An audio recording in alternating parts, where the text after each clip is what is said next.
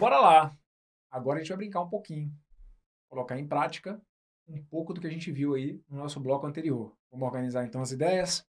Vem cá. A gente vai fazer o esboço do gráfico de uma função de primeiro grau. Quero que você esboce para mim aí o gráfico da função p de t igual a menos 2t mais 4. Então, o que a gente falou no bloco anterior? Na verdade, o que a gente falou nos blocos anteriores? As funções de primeiro grau vão ser representadas por retas, certo? Então, entenda o que você está fazendo. Você está pegando uma expressão algébrica e está desenhando aquilo. Isso é campo da geometria analítica, certo? A gente vai fazer a vinculação a conceitos geométricos, mas associado, olha que doido, né? Associar aquilo ali a uma expressão algébrica. Então, seu desafio é esse: geometrizar o que está apresentado de maneira algébrica para você. Num português mais claro, esboçar o gráfico daquela função ali, p de t igual a menos 2t mais 4. Você sabe então que por ser uma função de primeiro grau, aquilo que está ali vai ter que virar uma reta. Aí você já pode criar algumas ideias até para ter certeza que o seu desenho vai sair certo. Você vai desenhar aquilo ali, vai virar uma reta, crescente ou decrescente. Fala para mim aí que eu discuto aqui. Pode falar, igual o nome daquele velho programinha, né? Você é da época aí desse fala que eu discuto? Nem sei se existe mais, né? Mas tinha aí. O fala que eu discuto. Pode falar daí que eu discuto daqui. A reta vai ter que ser decrescente. Decrescente por quê? Agora você tem arsenal. Não, é decrescente porque o coeficiente angular. Ah, tá tirando onda, né? Isso, porque o coeficiente angular, o coeficiente de variação, ele é negativo. Beleza. Então você já tem essa ideia. Vai ter que ser uma reta com inclinação negativa, que a gente fala, né? Agora, como que eu posso fazer para desenhar essa reta? Bom, tem um ponto que você ganha de presente, é promoção ali. Tem um ponto que já tem que estar na sua cara. Qual que é esse ponto? O ponto em que a reta vai interceptar o eixo Y. Onde que a reta vai interceptar no eixo Y? Cara, se ele te deu a função, aquele B ali, ele é ponto-chave. O B corresponde ao ponto de interseção da reta com o eixo Y. Então tem um aqui que você não tem que fazer conta. O outro, você pode se dar ao luxo de fazer a continha e encontrar o que seria a raiz da função, certo? Então aqui, ó, menos 2t mais 4 igual a zero. Aí você está resolvendo uma equação de primeiro grau. Aí, gente, é letra para um lado e joga número para o outro. Menos 2t mais 4 é igual a zero, então eu fico com menos 2t igual a menos 4. Aí você multiplica isso aqui por menos 1, você passa a encontrar 2t que é igual a 4, e aí o meu t é igual a 4 sobre 2. O meu t tem que ser igual a quanto? O meu t tem que ser igual a 2. Perfeito? Então vamos lá. Deixa eu ver aqui, ó. Vou fazer meu gráfico daqui, ó. Vou fazer ele daqui. Ó. Vou colocar assim, tá bom? Meu x igual a 1, meu x igual a 2, 3, 4, 5, e aqui eu vou colocar os valores do que seriam y. 1, 2, 3, vou colocar o 4 aqui, só aumentar aqui um pouquinho. Então, o que está acontecendo? A minha função tem que passar lá no meu eixo horizontal, no 2, lá no meu eixo vertical, no 4. Agora aqui vai ser um Deus nos acuda, porque eu vou tentar fazer esse negócio ficar reto, mas eu arrumei aqui um artefato que vai me ajudar, porque é isso mesmo, parece uma arma que eu estou usando aqui, mas vamos lá. Pronto, é isso aqui. Aí a reta que representa aquela função, tá bom? Só que, para você estar aqui comigo, você tem que entender qual que é a dinâmica. Quando eu faço isso aqui com vocês, eu estou pensando num perfil de banca mais tradicional zona, né, daquelas que vai jogar lá no enunciado, pedindo para você identificar entre as alternativas abaixo a representação gráfica da função. Então a gente tem aí esse perfil de banca. Agora tem aquelas que às vezes o cara vai te exigir pouco cálculo e vai querer mais é uma inteligência mesmo sobre o assunto, certo? Aí quando eu falo inteligência é um domínio técnico do assunto sem necessariamente ter que ficar fazendo conta. Velho, você consegue entender o que aquele menos 2, que é o A, está trazendo ali para o gráfico? É isso que eu preciso. que a gente conversa aqui. Já fez o gráfico? Está satisfeito? Perfeito. Agora eu quero que você veja o que esse cara aqui ele está representando no gráfico. O que eu já falei para você sobre esse cara? Esse menos 2 é o meu coeficiente de variação. Eu falei para você que à medida que eu aumento uma unidade no eixo horizontal, o vertical vai cair em 2 unidades. Eu preciso que agora você veja isso. Até então você estava acreditando, agora você vai ver isso.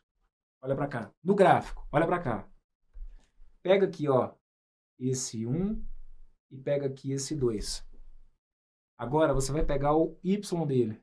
Olha para cá, ó. O y dele era 2. Qual que é o y desse aqui? O y desse aqui é o y desse aqui, ó. Quem que é o y desse aqui? Abraão. O y desse aqui é esse cara que tá aqui, ó. Isso. Você consegue perceber o que aconteceu? Olha para cá. Aqui no eixo horizontal, eu aumentei uma unidade. Aqui no eixo vertical, caiu 2 unidades. Entendeu o que eu estou falando? Para cada unidade que eu aumento em x, em y, eu percebo uma queda de 2 unidades. Então, ó, à medida que eu aumentei o x em uma unidade, os y deles ficaram diferentes em 2 unidades. Pode pegar outros quaisquer aqui, ó. Pode pegar aqui, por exemplo, bem que aqui não vai ter muito como eu continuo a representação aqui, ó, só para você ter uma noção, ó. Aumenta aí. Eu preciso disso aqui, tá bom? Ó. Vamos supor que eu fosse continuar. Aí o que você teria aqui, ó? Tá vendo aqui, ó? Esse 3? Esse 3 estaria associado aqui a quem, ó? Estaria associado aqui ao menos 2. Você consegue perceber isso? Ó, aqui eu aumentei mais uma unidade. Como aqui eu aumentei mais uma unidade, por que eu mesmo tive segurança para trazer isso aqui para o menos 2 sem ter que ficar fazendo a substituição ali? Eu falo tanto de conversa de boteco que eu tô quase aqui embolando a língua, né? Conversa de boteco matemática, a gente começa a embolar a língua aqui também. Então é isso, ó. Eu aumentei uma unidade aqui, ó, e eu tive segurança suficiente para saber que esse cara ia ter que vir parar no menos 2 sem eu nem ter que ficar fazendo conta. Igual agora, você pode falar para mim sem ter que ir lá em cima fazer conta. Se aqui, ó, eu tô no 3, que foi no menos 2, o meu 4 teria que parar em quem ali embaixo? O meu 4 teria que parar no menos 4, perfeito? Porque agora, para cada unidade que eu andar no horizontal, no vertical, eu vou diminuir 2, perfeito? Então aqui, por exemplo, ó, olha para cá, olha para cá. Esse aqui é o meu x igual a 0. Qual que é o y do meu x igual a 0? Meu x igual a 0 está aqui. Cadê o y dele? O y dele está aqui em cima, ó. O y dele está aqui. Anda uma unidade aqui, ó. Andei uma unidade aqui no x. Onde que está o y do 1? O y do 1 está aqui, ó. Olha o que aconteceu lá no y, ó. Caiu 2 unidades. Tá vendo? Quem que é esse cara? É o meu coeficiente de variação. Qual que é a ideia dele também? Ele também está associado ao ângulo que a reta, o eixo x forma com a reta. Significa, você não precisa saber agora, mas significa que existe um ângulo cuja tangente dele vai dar menos 2. Um ângulo de que tipo? Um ângulo obtuso. Vocês estão vendo ali, né? Aquilo ali, esse gráfico, a gente anota porque isso cai em prova. Esse gráfico a gente diz que ele tem inclinação negativa. Caraca, Bruno, que história de inclinação negativa? Inclinação negativa é porque o A dele é negativo, certo? Sim, estaria associado ao quê? A uma PA. Uma PA de razão menos 2, né? Que foram os valores que a gente foi associando ali. Meu primeiro termo, desculpa, né? O 1 tinha y igual a 2, o 2 tinha y igual a 0, o 3 tinha y igual a menos 2, o 4 menos 4. Opa! 2, 0, menos 2, menos 4. Está diminuindo sempre 2, foi coincidência? Não, cara, tá tudo ligado nesse cara que está aqui também. Perfeito? Vamos para mais uma. Esboça para mim aí o gráfico da função y igual a menos 5x, e aí já vai criando expectativas do que encontrar. Que figura que vai ser? Crescente? Decrescente? PA, se eu for olhar para aquilo ali como uma PA de que tipo? O que vai acontecer quando eu for aumentando uma unidade no X? O que vai acontecendo com os valores de Y? Então aqui, ó, vou fazer meu gráfico vindo daqui. E aí eu vou usar agora uma escala um pouquinho menor aqui, porque os valores aqui vão ficar razoáveis, né? Então, vamos colocar aqui, ó. E deixa eu ver se eu vou conseguir aqui, ó. Vamos colocar assim, ó. Aqui vai estar o meu 1. Aqui vai estar o 2. Aqui não vai dar para fazer tudo, não. Eu vou colocar aqui, ó, o menos 1. E por aí vai, tá? E a gente também só precisa de 2 pontos. E aí a ideia aqui é o seguinte. Eu sei que aquela função que está ali, ela é uma função linear. Tá ligado? É uma função de primeiro grau, mas é uma função linear porque o b dela é igual a zero. Perfeito? Então ela tem que passar pela origem, que a gente fala. O que é a origem? A origem é o ponto de coordenada 0 e 0. Porque qual que é o b dela, gente? Se o b dela é 0, o ponto B não é onde a reta intercepta o eixo y. Então, essa reta que está aqui, olha, lá no eixo y, ela vai ter que passar no zero. Só que aqui, repara o que acontece quando a função é linear. Veja se você está conseguindo juntar as peças e os termos matemáticos. O coeficiente linear é o ponto de interseção da reta com o eixo y, certo? Só que, ao mesmo tempo, o ponto em que a reta toca o eixo y é a raiz da função. Então, significa que aquele ponto que está ali agora, que é a origem, né, o 0, 0, ele acaba tendo duas funções para mim. Ele acaba sendo o coeficiente linear, só que, ao mesmo tempo, ele é a raiz da função. Então, aqui, pô, Bruno, mas eu preciso de 2 pontos para representar minha reta. E aí, como que eu faço? Então, quando a função for linear, para você descobrir um outro ponto, basta que você atribua ali um valor para x. E aí eu vou aqui substituir o meu x por 1. Tá bom? Então, você conseguiu entender a dinâmica? E, ó, na questão anterior, tudo dá para eu passar e fingir que você não vai ter dúvida nisso, mas não dá, né? Eu sei que surgem as dúvidas. Então, ó, no exemplo anterior, eu descobri a raiz e ganhei o coeficiente linear de brinde. Nesse que está aqui, tudo dá na mesma. E se eu for calcular a raiz, se eu for igualar aquilo ali a zero, vai dar zero. E meu coeficiente linear é o menos zero. Então aqui, como que você faz para descobrir o segundo ponto? Atribui um valor para x, certo? Joga aqui o x como se fosse 1, perfeito? Se eu trocar aqui o meu x por 1, o meu y passa a ser menos 5 vezes 1, e aí o meu y então teria que ser o menos 5. Então eu vou ter aqui, ó, o meu x igual a 1 e o meu y igual a menos 5, eu vou colocar aqui embaixo, ó. Menos 1, menos 2, menos 3. Tem que fazer aqui, ó. Aguenta aí. Tudo de novo, não me xinga não, que eu tô fazendo é pro seu bem. Olha pra cá, colocar aqui, ó. Aqui. Colocar aqui, ó. E aí, vamos lá. X igual a 1. E aí eu vou colocar aqui, ó. Menos 1, menos 2, menos 3, menos 4, menos 5. Pronto. Olha, gente, o que que é essa história do ponto, cara? O ponto é a união, né? É a junção da minha coordenada x com a minha coordenada y. Então, olha para cá. Onde que eu vou colocar? Porque aí tem gente que às vezes fica na dúvida nesses detalhezinhos. Ah, Bruno, então aqui, ó, eu marquei aqui, ó, coloquei o ponto aqui, e aí depois eu coloquei aqui no menos 5, aí eu não entendi como que eu ia desenhar essa reta, mas não é para desenhar a reta aqui mesmo, ó. Tem que ficar ligado porque, ó, é o ponto de coordenadas 1 no x e menos 5 no y, que é o segundo ponto que eu vou usar. Então, a minha reta vai sair daqui, ó. Ó. Aqui, ó.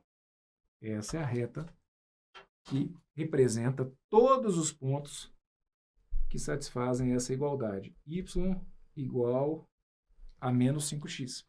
Perfeito? Então, aqui, ó, está meu eixo x. Aqui está meu eixo y. Aí, deixa eu só fazer uma correção aqui no exemplo anterior. Na verdade, é uma inclusão no exemplo anterior, que é o seguinte.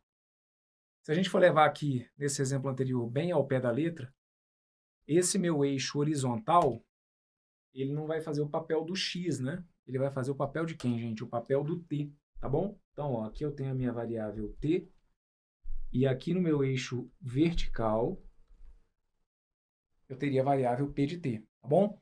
Então, aqui, ó, eixo das abscissas representando t, é o horizontal, e eixo das ordenadas representando o p de t.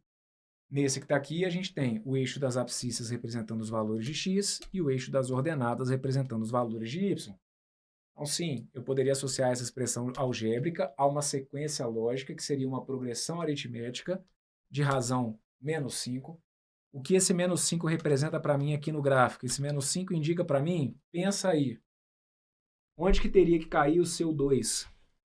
O seu 2 teria que cair em qual número?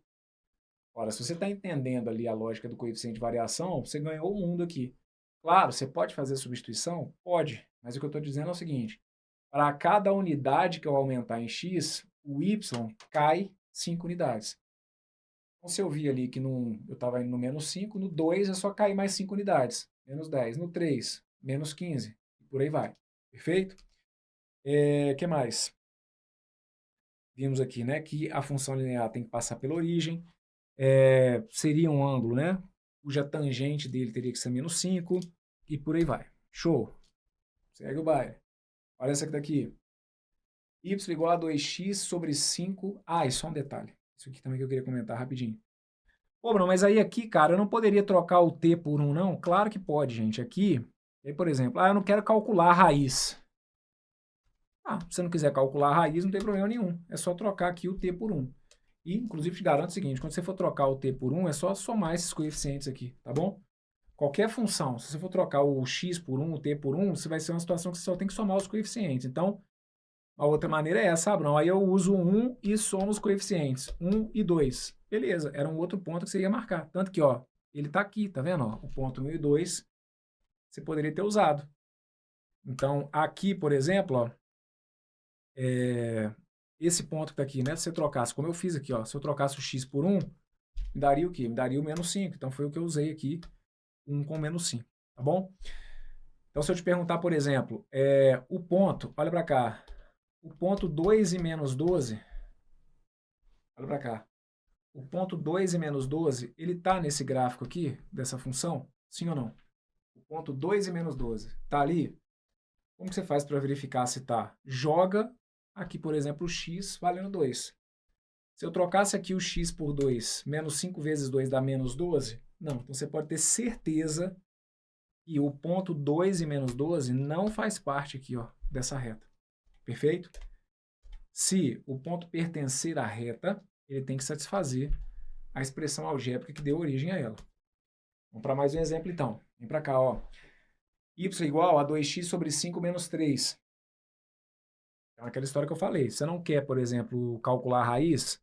Você pode usar o x igual a 1 e aí esquece esse 1 e faz simplesmente 2 quintos menos 3. Se você fizer 2 quintos menos 3, você acha aqui o outro resultado e aí usa esse ponto. 1 menos alguma coisa e usa aqui, por exemplo, o termo independente que é o menos 3. Eu preciso de 2 pontos, tá bom? Então, eu aqui vou sair pelo caminho de encontrar a raiz. Então, vai ficar com isso aqui, olha. 2x sobre 5 menos 3 igual a 0. 2x sobre 3, 2x sobre 5 menos 3 igual a 0. Vou ficar com 2x sobre 5, que vai ter que ser igual a 3. E aí deixa a letra para um lado e joga número para o outro. Aquele menos 3 passa para o segundo membro somando. 2x sobre 5 igual a 3. Eu vou ficar então com 2x igual a 5 vezes 3, que vai ter que dar 15. E aí, já que 2x é igual a 15, o meu x vai ser igual a 15 sobre 2. Perfeito? Perfeito? X igual a 15 sobre 2. Então, aqui, eu vou ter que ir lá no menos 3. Então, deixa eu fazer aqui, ó. Daqui mais ou menos. Vou colocar aqui mesmo, ó. Então, ó, vou colocar assim, ó. Menos 1, menos 2, menos 3. E aí, x igual a 15 sobre 2 é como se fosse 7,5, né? Então, vou colocar aqui, ó. 1, 2, 3, 4, 5, 6, 7 e 7,5, como se fosse aqui mais ou menos. Aqui é como se fosse 8, ele na metade. Então, eu vou precisar desses 2 pontos, ó. Lembra por que eu estou falando do menos 3? Ó, menos 3, porque é meu coeficiente linear. Perfeito? Esse aqui eu ganho de presente, ó. Menos 3 é onde a reta vai ter que cortar o eixo y. E optei por usar o meu ponto de interseção com o eixo x, que é a reta, que é o 7,5. Então, os meus 2 pontos vão ser esses, olha. esse aqui e esse aqui. Para desenhar uma reta, eu preciso de 2 pontos. O que você quiser, tá bom? Então aqui, ó, vou colocar a minha reta. E aí ficou coerente com o que a gente precisava? Sim. Por quê? Eu fiz surgir aqui uma reta crescente. Perfeito? Então esse aqui, ó, seria o meu eixo X e esse aqui seria o meu eixo Y. Então aqui, ó, tá o 7,5. Perfeito? E aqui estaria o menos 3. Então, eu te perguntar o seguinte, vou querer saber valor exato. Mas se eu falar para vocês, por exemplo, sobre... aliás, eu posso até aqui, né? Questão de valor exato, dá para fazer uma brincadeira aqui com vocês, que é o seguinte.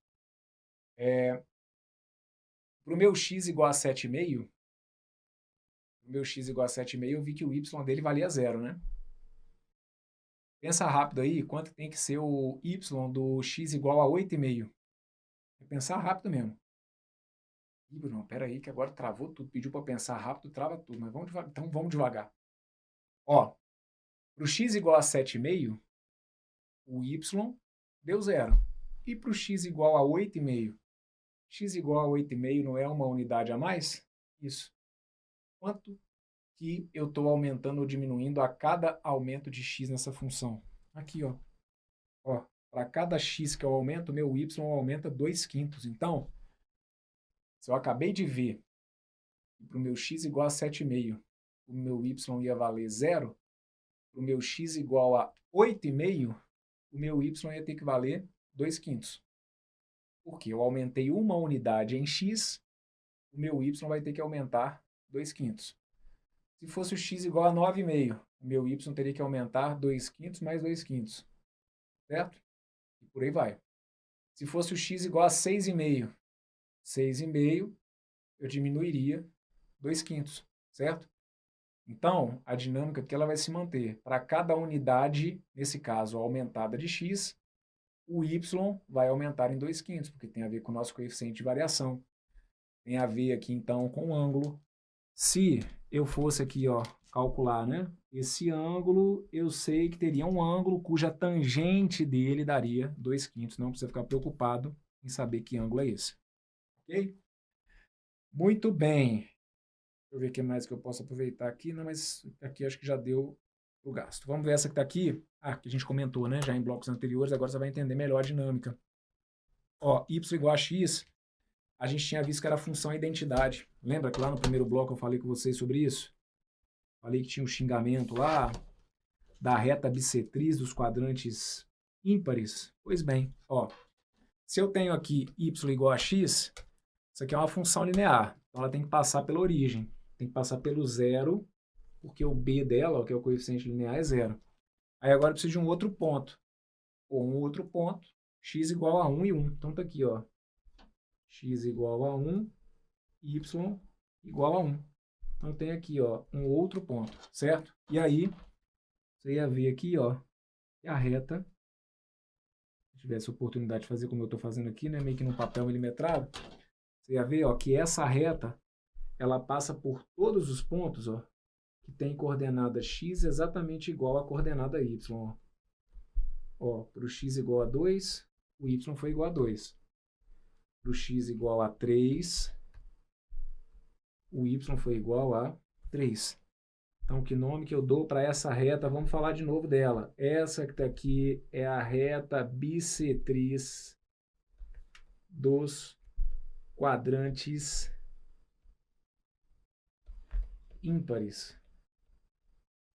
Perfeito? Essa é a reta bissetriz dos quadrantes ímpares. De curiosidade, já tinha mencionado, o ângulo vai ser de 45 graus, tá bom? Por quê? Porque a tangente de 45 é exatamente igual a esse 1 que a gente encontra aqui, que foi o nosso coeficiente angular, ok? Outra, y igual a menos x. Y igual a menos x, mesmo esquema. Eu sei que no eixo y, vai ter que passar cortando no zero, porque tem a ver aqui com o meu coeficiente linear, certo? Então seria menos x mais zero. E aí agora eu vou precisar de um outro ponto. Usa qualquer um, ó.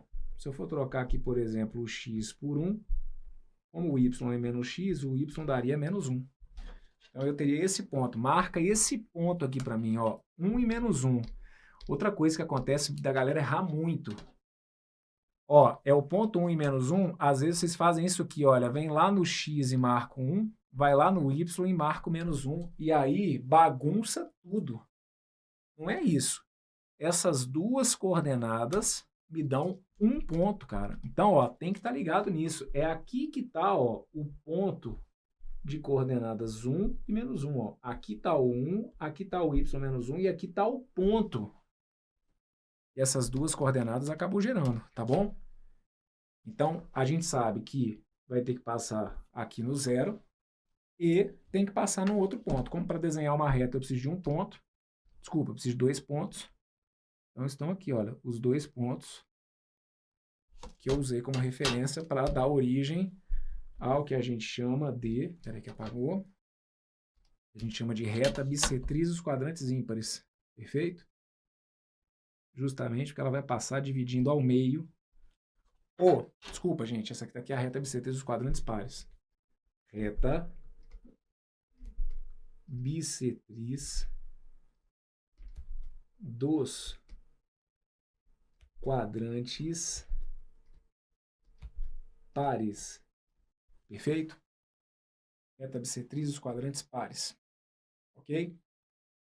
E aí, essa reta bissetriz dos quadrantes ímpares, elas aumentam ou diminuem proporcionalmente? Sim. Sempre que a gente tiver uma função linear, lembra, sempre que a gente tiver uma função linear, os valores vão aumentar. No caso aqui, eles estão aumentando porque a reta é crescente e eles aumentam de forma proporcional, certo? Então aqui as grandezas são diretamente proporcionais. E aqui também, mesmo com a diminuição, a gente diz que a gente vai ter a proporcionalidade, tá bom? Aqui a gente diz que as grandezas y e x, elas são diretamente proporcionais, pelo fato da função ser linear, ok? Muito bem. Lembra, então, o que quer dizer esse menos 1 aqui? Quer dizer que para cada x que é o aumento, o meu y diminui 1. Faz sentido isso? Faz. Então, ó, se aqui o meu y fosse 2, desculpa, se o meu x fosse 2, meu y ia cair 1, ia para o menos 2. Se eu aumentasse 1 no x, meu y ia cair 3. Perfeito? Desculpa, meu y ia cair para o menos 3. Agora aqui, tem alguns enunciados, né, que às vezes os caras trazem uma pegada dessa aí, ó. Determina o ponto de interseção das funções y igual a 3x mais 5 e g de x igual a 7x menos 10. Primeiro, será que faz sentido eu falar de ponto de interseção dessas funções?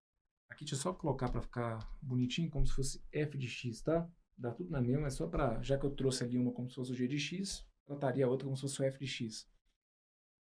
Então vamos ver, ó. Faz sentido eu falar de ponto de interseção dessas retas? Quando eu falo de ponto de interseção, gente, eu vou falar de ponto de encontro. Então, se eu estou falando aqui de duas funções de primeiro grau, quando eu vejo no gráfico, eu estou enxergando reta, certo? E aí faz sentido eu querer falar de ponto de interseção dessas duas retas? Faz. Aí vamos ver se você está lembrado sobre o que eu tratei no bloco anterior e me dá embasamento para eu te dar essa garantia de que vai haver ponto de interseção. Lembra que a gente falou no bloco anterior? Quando as funções elas têm o mesmo coeficiente angular, elas acabam sendo o quê? Paralelas. Se elas têm o mesmo coeficiente angular, é porque elas têm o mesmo ângulo de inclinação. Se elas têm o mesmo ângulo de inclinação, elas nunca vão se esbarrar dentro da geometria euclidiana, né? Sob o ponto de vista da geometria euclidiana. Em contrapartida, se as funções que representam, né, que dão origem a essas retas, elas têm coeficientes angulares diferentes, é porque em algum momento elas vão se esbarrar. E aqui eu tenho duas funções que têm coeficientes angulares diferentes. Uma com coeficiente angular 3 e outra com coeficiente angular 7. Tinha esquecido disso? Pois é, não esquece não, tá bom? Sempre que elas têm coeficientes angulares diferentes, elas são concorrentes, podendo ser até perpendiculares, mas nem vem ao caso isso. Então, é por isso que faz sentido a gente falar de ponto de interseção, né? Só que aí, presta atenção no que eu estou te pedindo. Eu estou te pedindo o ponto de interseção. ponto de interseção implica você me dar duas respostas, x e y, tá bom? Então vem cá. A gente consegue fazer isso. Você quer fazer isso desenhando? Pode fazer. Você pode agora desenhar o gráfico, certo? Da primeira função. Você pode desenhar o gráfico da segunda e, pelo desenho, só que pensando em termos práticos de prova, lá talvez né, dificilmente você vai poder usar uma régua, você vai estar querendo fazer a coisa milimetricamente. Então aí é por isso que o algebrismo entra para auxiliar aqui a geometria. Então o que eu vou ter que fazer? Se eu quero saber o ponto de interseção, olha para cá, só para vocês conseguirem criar significado para o que eu vou fazer. Suponhamos que eu estivesse falando aqui, ó, dessas duas retas, ó. Se eu estivesse falando do ponto de interseção, suponhamos que o ponto de interseção delas, onde estaria o ponto de interseção delas? Olha, o ponto de interseção delas estaria aqui, certo? O que acontece quando as duas retas se interceptam? Para elas se interceptarem, é porque elas têm que ter um ponto em comum. Se elas têm um ponto em comum, é porque elas têm um mesmo valor de y, por exemplo. Se elas têm ponto em comum, é porque é um ponto em que elas ficaram iguais. O que isso traz de solução algébrica? Eu tenho que igualar as duas expressões, tá bom? Para haver interseção, elas têm que ter um ponto em comum. Para ter esse ponto em comum, é porque elas vão ter um mesmo x e um mesmo y, que vão pertencer às duas. Vai ser um par só, um ponto só que vai ter essa característica. E aí é por isso que, então, nesses casos, a gente vai pedir para vocês simplesmente fazerem o que algebricamente? Para vocês igualarem as expressões. Então aqui, ó, eu vou fazer 7x menos 10 ficar igual a 3x mais 5. Pô, Bruno, mas aí eu coloquei 3x mais 5 igual a 7x menos 10. Moçada, dá tudo na mesma, certo? Aqui eu já coloquei só o 7x, porque aí na hora que eu for passar para cá já fica positivo e dá tudo na mesma. Então eu vou ficar com isso aqui, ó. 7x, aquele 3x passa trocando o sinal, 7x menos 3x, que fica igual a 5 mais 10. 7x menos 3x vai ter que dar 4x. 4x fica igual a 5 mais 10, que é 15. Meu x, então, é igual a 15 quartos, certo? Ó, eu descobri de onde que sai o x e, né, que faz com que as duas retas se encostem. Só que como eu estou pedindo um ponto é x e y. Pô, mas agora como que eu vou fazer para descobrir o y? Agora você escolhe uma das duas funções, qual das duas? Tanto faz. Entenda, se é ponto de interseção, é porque é um ponto tanto da primeira quanto da segunda. Você vai substituir na função que você quiser. Você vai perceber que seja qual for a função, o valor do y você vai obter o mesmo, seja na primeira ou seja na segunda, tá bom? Então aqui, vou trocar nessa que está aqui, ó. Se eu trocar o meu x por 15 quartos, eu ficaria com isso, olha. 3 vezes 15 quartos mais 5. Então, isso aqui vai ser um valor de y. Lembra que f de x é a mesma coisa que y?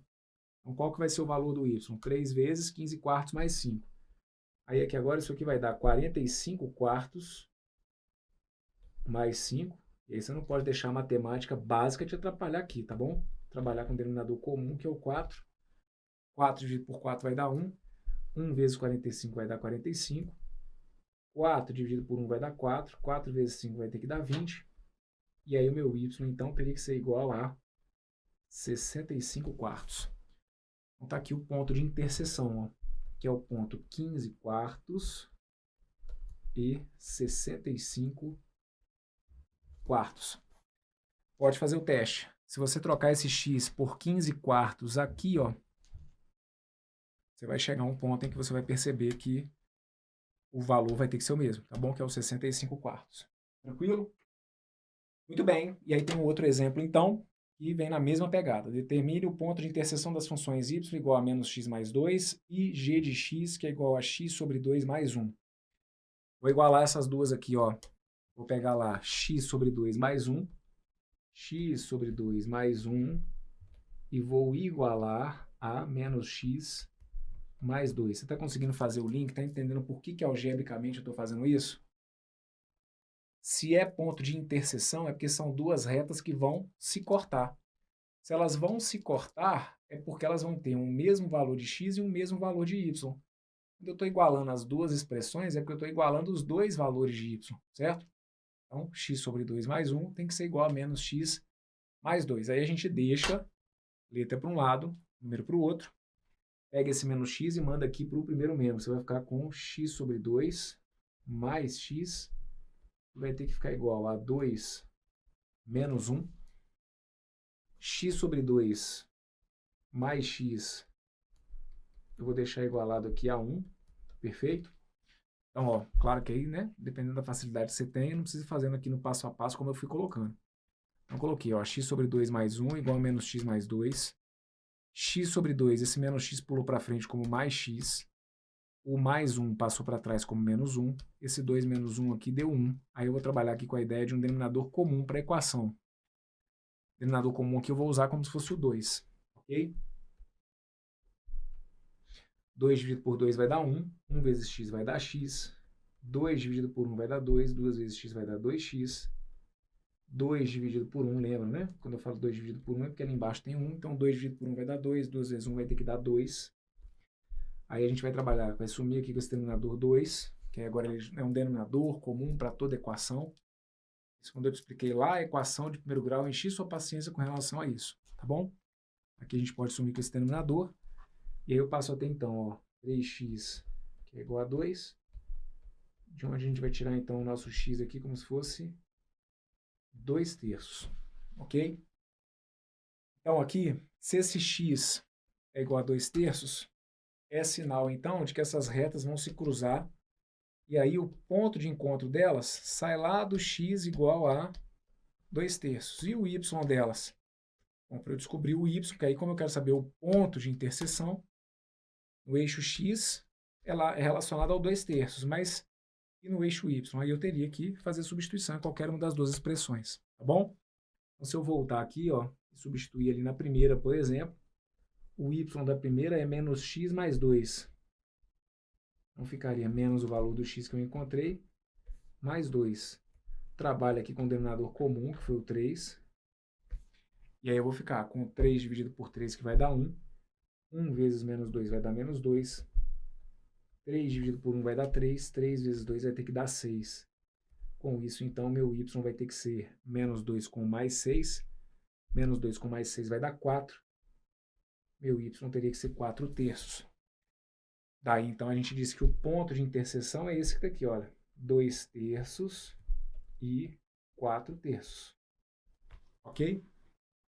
Que foi, né? Tem a questão da ordem, da questão do par ordenado, que a gente fala. Ó. Primeiro o valor do x, depois o valor do y. Ó, primeiro o valor do x, depois o valor do y. Tá bom? Então, entendam, se é um ponto de interseção, é porque as coordenadas daquele ponto satisfazem tanto a primeira expressão quanto a segunda.